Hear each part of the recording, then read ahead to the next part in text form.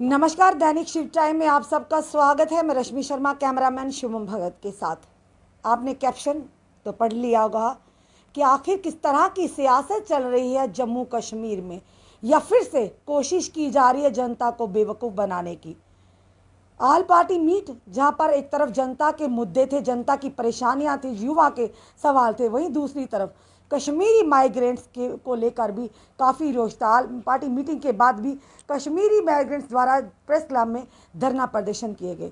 इन्हीं सब विषयों पर बात करने हमारे साथ आज जुड़ चुके राकेश कुमार कोल, जो कि Panch Sarpanch coordination committee Jammu and Kashmir UT के जनरल सेक्रेटरी। आइए जानते हैं इनका क्या कहना है ऑल पार्टी मीटिंग को लेकर। सर, सबसे पहले आपका बहुत बहुत स्वागत है दैनिक शिव टाइम्स में। शुक्रिया रश्मि जी। जी सर, क्या कहना चाहेंगे, क्या उम्मीदें लगाई थी कश्मीरी माइग्रेंट्स ने भी कि ऑल पार्टी मीटिंग हो जा रही, आपका मुद्दा भी वहाँ पर डिस्कस किया जाएगा, आपकी परेशानियाँ भी वहाँ पर रखी जाएंगी, और दूसरी तरफ जिस तरह से लगातार कश्मीरी माइग्रेंट्स यानी कि कश्मीरी पंडित जो पंच सरपंच हैं उनको भी टारगेट किया जा रहा है, किस तरह की व्यवस्था होनी चाहिए ताकि लोग अपने आप को सुरक्षित समझें? देखिए, ये कोई बात छुपी नहीं है, 32 साल हो गए हैं। 32 साल की जो हम एक आशा, बिल्कुल, ये मैं नहीं कहूँगा कि हम हर किसी चीज़ पे हम रख, मगर एक आशा थी हमें कि हमारा जो है उस दिन हमें भी शायद इनवाइट किया जाएगा। मैं बाद में पता चला कि ये पॉलिटिकल को ही खाली बुलाया गया था। जो political party, registered political party थी, चाहे नेशनल या वो थे, तो उनको बुलाया गया था। तो उसमें हमें ये आशा थी कि अब ये जो जितने भी 14 बंदे गए थे तो हमारी जेके यूटी को तो रिप्रेजेंट कर रहे थे, तो आशा पूरी थी कि हमारी बात उठी। हम शुक्रगुजार हैं जिन्होंने हमारी बात वहाँ उठाई है, बहुत खुश है उनसे। मगर उसमें हमें कभी कभी शक पड़ता है कि कहीं ये वोट बैंक की राजनीति तो नहीं है जो हम पिछले 32 साल से झेल रहे हैं। मेरा कहने का इस पर यह मतलब है, क्योंकि वो कोई गवर्नमेंट नहीं थी जो 90 से लेके बिल्कुल हर किसी गवर्नमेंट ने हमसे वादे किए, हमें हमें आश्वासन दिया, कल नहीं परसों, परसों नहीं चौथे दिन, पाँचवें दिन या 8 साल के बाद वो सर आपको अपने घर वापस लिया जाएगा, बिल्कुल इज्जत सम्मान के साथ। मगर वो तो इन 32 सालों में अभी तक देखा नहीं है। तो हम भी पूरी आशा, खासकर जब से 2014 के बाद जो शासन बदला, हमारे हिंदुस्तान का शासन बदला, तो पूरी उम्मीद थी, क्योंकि जो प्रेजेंट गवर्नमेंट, बिल्कुल बिल्कुल बिल्कुल, राम जी को भी 14 साल के वनवास के बाद वो अपने घर वापसी की थी, बिल्कुल बिल्कुल, पर आपको तो 32 साल हो गए हैं। बिल्कुल, यानी 14 28, और उसके बाद भी आप ये देखिएगा और 4 साल, तो हमें ये वनवास अभी हमारा खत्म नहीं हुआ। आशा है क्योंकि हमारे, आपको पता ही, जो हमारे बुजुर्ग हैं, जो हमारे माएँ बहनें, जो बड़े, जब हम वहाँ से 90 में निकले, तो फिर एक, आपको पता है कि एक जगह से पलायन करना, दूसरी जगह आना, खासकर जहाँ टेम्परेचर का मसला था, जहाँ 35 के अलावा टेम्परेचर जाता ही नहीं है कभी, तो उनको आप 45 डिग्री में बिठाएंगे और न कोई इस किस्म का साधन हो उस वक्त, तो वो साल हमने कैसे निकाले। हमारी जो मरे लोग, चाहे वो सांप के डसने से, चाहे वो सनस्ट्रोक से, चाहे और भी चीज़ों से लाइनों में लगे, तो उसका किसी गवर्नमेंट ने आज तक कोई ख्याल किया नहीं है। बड़ा लंबा अरसा रहा, 34 साल कम नहीं होते हैं। वो दर्द आज भी आप लोगों के सीने में देखने को मिलता है। वो दर्द कहीं ना कहीं आपकी आंखों में बयान होता है कि जब भी हम 90s की जो बात जब सामने आती, हर एक का दिल दहल जाता है। किस तरह से वहाँ से प्लान किया गया, आपको यहाँ पर लाया गया और यहाँ विस्थापित हुए आकर, और दिक्कतें काफ़ी आई, पर कहीं ना कहीं सरकारें आई भी गई भी, वायदा भी किया। जहाँ एक तरफ महबूबा मुफ्ती जी भी कहती थी कि हम कश्मीरी जो विस्थापित हैं, जो वहाँ से श्रीनगर से जम्मू प्लान किया था, उनको बड़े मान सम्मान के साथ, उनके अधिकार के साथ उनको वापस बुलाएंगे। वो भी उनका कहना ही रह गया जब गठबंधन सरकार थी। यानी कि बातें वही हैं पर उस पर अमल कभी हुआ ही नहीं। और साथ ही साथ, क्या अगर ऐसा हो भी जाता है, क्या वो सुरक्षा आपको प्रदान होती है?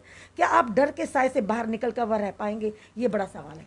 देखिए, मैं आपको इतना बताऊंगा कि जब पहले 90 से पहले वहाँ हमारे यहाँ JNK में, आपको भी पता है, एनसी और कांग्रेस ही हुआ करता था। तो जो भी हम वहाँ वैली में थे, जो हिंदू या कोई भी थे, उनको कांग्रेस का टैग लगता था। वाकई हम कांग्रेस के साथ थे, एनसी के साथ उस वक्त, मगर फिर भी हमने किसी पार्टी का दामन नहीं छोड़ा। हमने हर किसी पार्टी को साथ दिया है, चाहे वो एनसी थी, चाहे वो PDP थी, चाहे कांग्रेस थी, चाहे जो भी वहाँ वैली में जो भी पार्टी थी। आज तो BJP है, हर किसी का साथ दिया हमने, किसी को नकारा नहीं। जब पीडीपी की गवर्नमेंट पहली बार बनी थी 2000 आई थिंक 4 में बनी थी, 2002 उसी में बनी थी, तो उस वक्त भी कम से कम 16 सीटों में हमारा ही वोट शेयर अच्छा रहा, माइग्रेंटों का वोट शेयर अच्छा रहा, उसकी बदौलत से उन्होंने वो सीटें भी जीती है।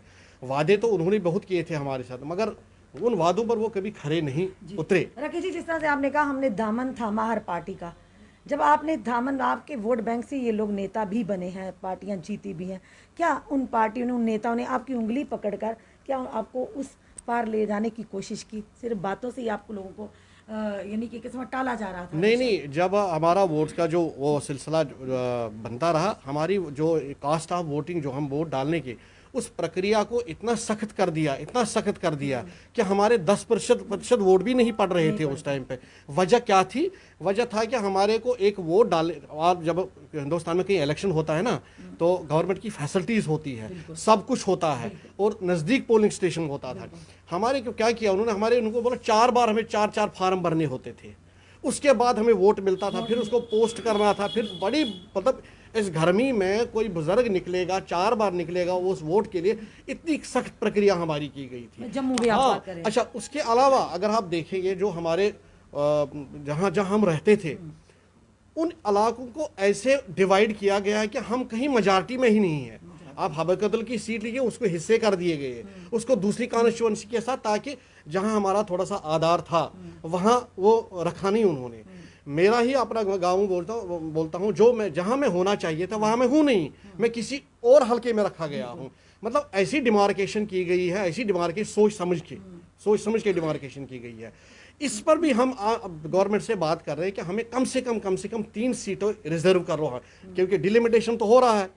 डिलिमिटेशन में हमारा हक बनता है, हमारा कम से कम 3-4 सीटें हमें मिलनी ही मिलनी चाहिए।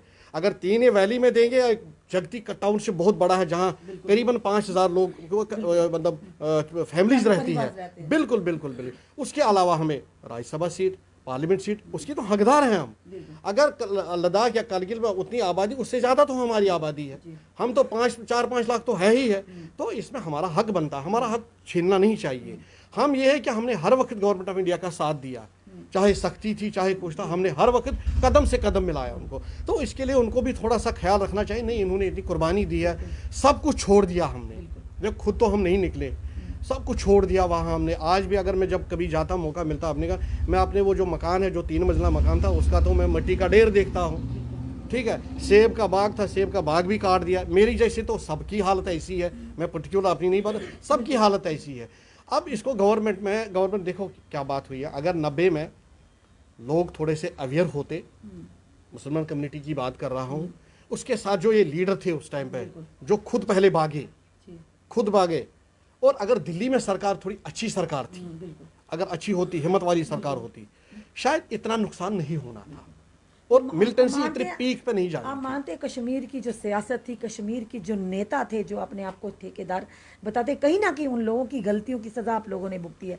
बिल्कुल। आज जिस तरह आप देख रहे हैं, चैनलों पर देख रहे हैं, डिबेट्स देख रहे हैं, हर कोई आगे बोल रहा है, मगर जब प्रैक्टिकल करने की बात आती है, जब ग्राउंड पे बात करने, तो उस वक्त निकलो ना लीडर कुछ है। जिस वक्त वहां से बड़े बड़े लीडर कॉल देते किसी चीज के लिए, इस तरह इसलिए भी निकल सकते अगर ये बोलते कि कश्मीरी पढ़तून के बगैर कश्मीर अधूरा है, ये बाग सजता नहीं, आप जैसे फूलों के बगैर सजता नहीं है, आपके बगैर यहाँ वो इकोनॉमिक है, आपके बगैर यहाँ जो भी है, जो एजुकेशन सेक्टर, वो तबाह हो गया है। अगर इनको इतना है तो वहाँ से भी लोगों को निकलना चाहिए, वहाँ से उठना चाहिए वॉलंटियरली। मैं नहीं बोलूँगा गवर्नमेंट का ही दायित्व बनता है, हम भी तैयार है, ऐसी कोई बात, हम तैयार है, मगर उस चीज़ के लिए राह हमवार होनी चाहिए, उसके लिए एक ग्राउंड बनना चाहिए, उसके लिए एक ऐसा प्लेटफार्म बनना चाहिए कि ताकि दोबारा ना ये रिपीट हो। यानी कि यहाँ के वहाँ की सिविल सोसाइटी के लोगों को, आम जनता को भी आप लोगों के समर्थन में सामने आना चाहिए, और खास करके वहाँ के नेताओं को। बिल्कुल, देखिए जी बिल्कुल। हमने हर वक्त सहा, चाहे जब हिंदुस्तान आज़ाद हुआ 47-48, उस वक्त भी हमें लूटा गया, हमें मारा गया, उस वक्त भी जब कबायली हमला हुआ था, वो तो कश्मीर पे ही, उस वक्त भी अच्छे कश्मीरी मुसलमान निकले, हम उनकी तारीफ़ करते हैं, आज भी वो जिंदा है, उनके नाम जिंदा है, आज भी हम उनकी तारीफ़ करते हैं, जो सामने आए, ताकि उनको बारामूला से आगे नहीं आने दिया है। मगर तब भी बारामूला का वहाँ भी हमारी बहुत जनसंख्या है, वो उनका भी बहुत बुरा हाल हुआ। उसके बाद जो ज़मीनें हमारी थी, वो 71 में ज़राई इस्लाहत, आपको पता ही होगा, तो उसमें हमारी आधी ज़मीनें खाई गई है, ठीक है। उसके बाद जो बचा खुचा था तो 84 में भी ऐसे राइट्स हुए हैं जिसमें खासकर हमारा अनंतनाग डिस्ट्रिक्ट बड़ा इन्वॉल्व हुआ, वहाँ मंदिर भी जलाए, हमारे लूट आ गया, गाँव के गाँव जलाए। उसके बाद जो कमी पेशी थी वो 90 में पूरी हो गई है। तो इसमें ये मैं कहना चाहूँ, जब तक कि विजन एक क्लियर ना हो गवर्नमेंट का भी, और उसके साथ वहाँ लोग तैयार है। मैं गया था कुछ दिन पहले खीर भवानी मेला में, लोग वेलकम के लिए तैयार है, मगर उसके लिए उनको भी कोई वो होना चाहिए, पॉलिसी होनी चाहिए, उनको भी पॉलिसी होनी चाहिए। देखिए किसी ने वहाँ बेचा भी है, किसी ने रखा है, उसलिए उनको भी थोड़ा सा देखना चाहिए। सवाल है जिस तरह से नेताओं को, यानी कि चाहे वो किसी भी पार्टी से ताल्लुक़ रखते हों, या यूँ कहें कि ये जो अलगाववाद का नारा लगाने वाले, अलगाववाद को बढ़ावा देने वाले लोग हैं, वो नहीं चाहते कि कश्मीर में भी एक चुनिंदा सरकार हो, कोई ऐसे लोग आए ताकि उनको उनका हक मिले। जिस तरह से आप बताना चाहिए लगातार, यानी कि आपने भी अपनी जो आपदा दुविधा बताई है, क्या वहाँ के जो नेता या जो इन चीज़ों को बढ़ावा देने वाले लोग नहीं चाहते कि वहाँ एक चुनिंदा सरकार, चुनी हुई सरकार आनी चाहिए ताकि आप लोगों के साथ साथ कश्मीर की जनता के भी मसाइल को हल करे? देखो इस वक्त यहाँ इतनी परेशानी है, ये आज की परेशानी नहीं है, ये पहले से आ रही। चाहे आप बेरोजगारी देखो, चाहे आप जो कॉन्ट्रैक्चुअल्स देखो, चाहे जो 15-15, 20-20 साल थे वो नहीं है, चाहे वो आप हेल्थ डिपार्टमेंट देखो, आंगनवाड़ी डिपार्टमेंट देखो, कोई भी डिपार्टमेंट देखो, जो लगे हैं जिनको साल 2-2 साल 6-6 महीने से तनख्वाह नहीं मिल रही है। मैं ये नहीं कहूँगा कि कश्मीर में सब एक जैसा, ऐसा नहीं है। 90% आपको वहाँ बहुत अच्छे लोग हैं, बहुत अच्छे लोग हैं जो प्रो इंडियन हैं, आज वो निकल रहे हैं, जिनमें उनके मौलवी साहब भी है, जिनके उनके उलमाज भी है, जिनके उनके मुफ्तीज भी है, वो हम ख्यालात वो भी नहीं चाहते हैं कि इस तरह का खून खराबा हो किसी बेगुनाह पर। जिस तरह से मैं बात कर रही हूँ कि जिस तरह से टारगेट किया जा रहा है, क्या ये टारगेट करने का मतलब यही है कि कहीं ना कहीं अलगाववाद हावी रहे, या जो इस तरह की बातें करते हैं, हुर्रियत की बातें करते हैं, वो हावी रहे, कि आम जनता या उनकी द्वारा चुनी गई चुनिंदा सरकार ना आए ताकि उनका ही दबदबा बना रहे? तभी टारगेट किया जा रहा है पंचों सरपंचों को या नेतागणों, किसी भी पार्टी को। हम किसी पार्टी का यानी हम बिल्कुल आपकी बात बिल्कुल सही है। आप 22 सरपंच के बाद देखिए, आप बीडीसी पे भी अटैक हुआ, उसके बाद पॉलिटिकल लीडरों पे भी अटैक हुआ, उसके बाद एक एसपीओ था जिसका कल फैमिली में, अभी कल की बात है, पत्नी भी, पत्नी को भी बिल्कुल, बेटी भी क्रिटिकल है। मतलब है ये अफसोसनाक बात है। ऐसे लोग किसी के सगे नहीं हैं। ऐसे देखो, किसी को आप घर जाओगे रात को उसको मारोगे तो अच्छा नहीं लगता है, या उससे बात करो, क्या बात है, क्या प्रॉब्लम है। अगर वो उसने गलती की या कुछ किया तो ऐसा सुधारने, क्योंकि ऊपर वाला देख रहा है, हमें ऊपर वाले पे ट्रस्ट है, ऊपर वाले देख रहा है। किसी को मारना ठीक नहीं है, क्योंकि हमारी को अधिकार नहीं दिया। चाहे किसी मजहब में ये नहीं लिखा कि इसको मारो, नहीं लिखा है। हम हर कोई अमन शांति चाहते हैं, हम हर कोई जो ज़िंदगी हमारी है वो ज़िंदगी अच्छी तरह बसर हो, ठीक तरह हो, खुशहाल हो, हर किसी जिसको जो रोजी रोटी का हक है उसको मिले, जो काम कर रहा उसका उसके हिसाब से मिले, ठीक है। ये नहीं होनो कि वो जो कहते हैं ना समाजवाद, वो कट्टरपंथीवाद, वो चीज़ें वो एक समाज को तबाह बर्बाद कर देती है। वो जो मैंने आज तक जो देखा है, मेरी भी ज़िंदगी में आज 50 साल के आसपास हूँ मैं। जब हम निकले थे वहाँ, मैं 17 साल का था, हमें वो दर्द अभी भी है। जब हम वहाँ से निकले थे, जो आप बोले थे, वो दर्द है। कभी कभार जब रात को वो सीन याद आते हैं तो दिल दहल जाता है। मगर क्या करें, अपना आशियाना छोड़ना क्या आसानी। फिर उसके बाद आप 15 कमरे, 8 कमरे, 12 कमरों के कमरे में, एक कमरे में आप सिमट जाओगे, 10-10, 12-12, तो प्रॉब्लम्स है, ठीक है। इसलिए जब कभी ऐसी चीज़ें चुभती है तो बददुआई भी निकलती है। ऐसा नहीं है कि वो हमारी, जो मैं कहता हूँ कि जो हमारी माएँ, हमारे जो बुज़ुर्ग थे, जो बड़े बुज़ुर्ग हैं, आप उनको कुछ सह नहीं पाते हैं वो यहाँ। आपको हमारा एक ट्रेडिशनल ड्रेस कभी देखा होगा, कश्मीरी जो वुमेन्स का एक ट्रेडिशनल ड्रेस होता है, जिसमें सिर में भी होता है, जिसमें एक बड़ा बड़ा फैरन होता है, उसके बाद उसमें लुंगी बांधी जाती थी। उस किस्म के लोग हैं हम।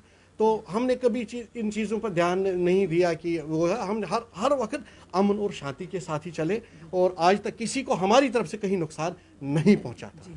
धन्यवाद राकेश कुमार जी हमारे साथ जुड़ने के। दर्शकों, ये थे हमारे साथ राकेश कुमार कोल जी। साफ तौर पर इनकी बातों से, इनकी आंखों से वो दर्द बयां हुआ जो 90s में इन लोगों ने था, और जिसके चलते इनको प्लान करना पड़ा, जम्मू में आकर विस्थापित होना पड़ा। पर सरकारें आई, सरकारें गई, पर क्या किसी सरकार ने इतनी हिम्मत की इनको बाइज्जत जो सुरक्षा के साथ इनको वापस अपने घरों में, जहां पर इन्होंने बड़ी बड़ी उम्मीदें लगाई थी, यानी अपने आशियाने तक पहुंचाया, बिल्कुल भी नहीं। आज तक वोट बैंक की राजनीति ही खेली है और खेलते हैं। और जिस तरह से आल पार्टी मीट में इन्होंने ये कहा कि बात तो की किसी ने, पर उस बात पर अमल कौन करेगा, सबसे बड़ा सवाल ये है। चलिए देखते हैं, जहाँ पर एक तरफ महबूबा मुफ्ती ने भी कहा था जब गठबंधन सरकार थी कि कश्मीरी माइग्रेंट्स के लिए कॉलोनीज़ बनाई जाएंगी, इनको वो सारी सुविधाएं दी जाएंगी, इनको सुरक्षा दी जाएगी, पर बातें कहीं ना कहीं बातें ही रह जाती है ठंडे बस्ते पर। आज भी ये लोग वही उसी दर्द को, उसी दिन को याद करते हैं, तो कहीं ना कहीं दिल में दर्द तो होता है, तीस तो उठती है। आखिर कब ये वनवास ख़त्म होगा इन लोगों का? चलिए देखते हैं आने वाले वक्त में क्या करवट लेते हैं, क्या इनका वनवास ख़त्म होता है, फिर से अपने आशियानों तक पहुंच पाते हैं या नहीं। जुड़े रहिए ऐसे हमारे साथ अगले अपडेट के लिए। जय हिंद, जय भारत।